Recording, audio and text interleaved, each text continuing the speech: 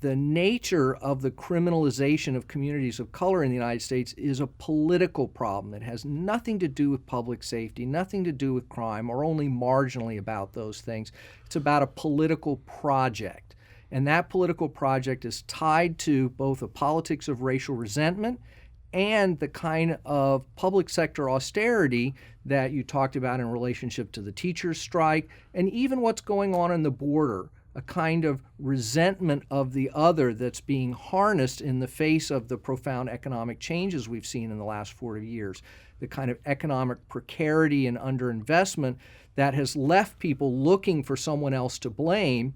And by ramping up criminalization, we define all our social problems as in terms of like moral laxity or moral incompetence that will only respond to these kinds of coercive state interventions. It strikes me as almost ironic that if you go back not that long ago, it was popular for liberal media in the West to mock the arrests of political dissidents in Eastern Europe, which were always characterized as the arrests of criminal elements. And the mockery was, this has nothing to do with crime. This is a political project.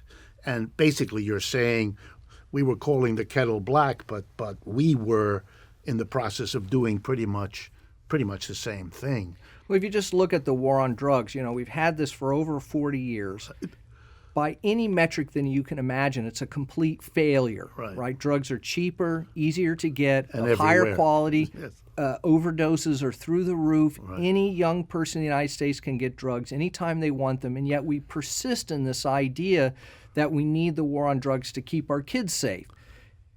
It's never been about that. It's never achieved that, and it's never going to achieve that. And instead of giving narcotics units anti-bias training, we need to just end the war on drugs and just reduce that completely counterproductive burden of policing on our society. Strikes me very similar to Trump repeating that crime is being brought in by immigrants, despite the fact that endless statistical studies show that the rate of most crimes is higher in native-born populations than in immigrant communities. But this narrative has been repeated so often. It's one of those great examples in which if you say it often enough, people will believe it because of other reasons that make them want, perhaps, to believe it. Yeah, in my chapter on border policing, I point out that border policing has never been about closing the border, and it's certainly not about that now. It's about a production of whiteness, really. It's about a set of economic and social relationships. So signaling who we're trying to keep out is a way of identifying who we think we are. Right. And that's always done in these racialized terms, whether it's the Chinese Exclusion Act, Operation Wetback, or the Wall. These are always projects of racialization. Right. It's like Trump telling us we need more Norwegians, if I recall, Right. in the country. Okay. Is it correct, or would you comment on the notion that you really are advocating, if not the end of policing, a drastic reduction as well as change in what policing? Tell us what you would like to see happen in this country. I associate myself with a kind of what I call a divest-invest movement, which is the idea that the vast majority of the social problems that we're using the police in theory to address could be better addressed in less coercive and punitive ways, and that what we need is the kind of community investments and economic restructurings that are going to reduce the burdens of crime and social disorder on communities.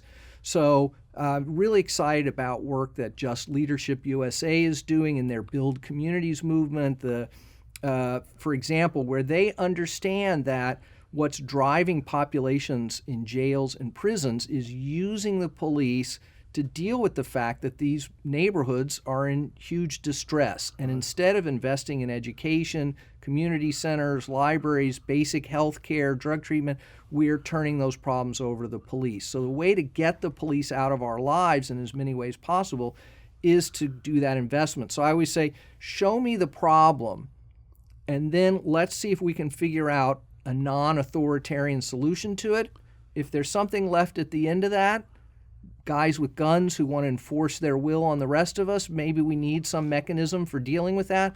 But the vast majority of what policing does is really about managing the consequences of inequality in a way that maintains and exacerbates that inequality.